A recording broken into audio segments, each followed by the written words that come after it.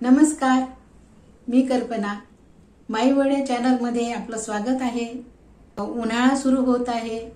हवेतला गारवा कमी झाला आणि उन्हाळ्याची उष्णता जाणवायला लागली आहे. आता आपल्याला तब्येतीची थोडी काळजी घ्यावी लागेल. तर आम्ही काय करतो की कडुलिंबाच्या पाल्याचा रस घेतो. आता तुम्ही म्हणाल की किती कडू असतो तो रस, पण नाही, एक दिवस कडू लागतो, दुसऱ्या दिवसांपासून आपल्याला सवय होते.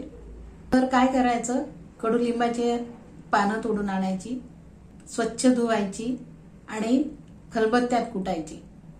मिक्सरमधून पण काढू शकता, पण खलबत्ता असेल तर खलबत्त्यातच कुटा आणि त्याचा रस फक्त अर्धा कप घ्यायचा.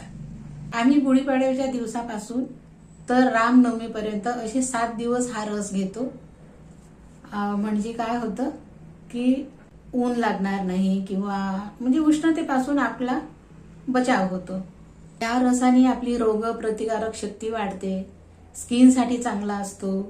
कधी मधून मधून जर तुम्ही हा पाला उकळून त्या पाण्याने आंघोळ जर घातली लहान मुलांना वगैरे तर उष्णता कमी होते. माझे आई बाबा तर काय करायचे माहिती आहे का, त्याच्या सालीचा रस घ्यायचे. पाल्याचा रस तर आपण घेऊ शकतो, पण सालीचा रस खूप कडू असतो. म्हणजे जे झाडाचं ते खोड आहे ना, तर त्याचं वरचा भाग काढून आतली जी साल असते त्या आतल्या सालीचा रस घ्यायचा.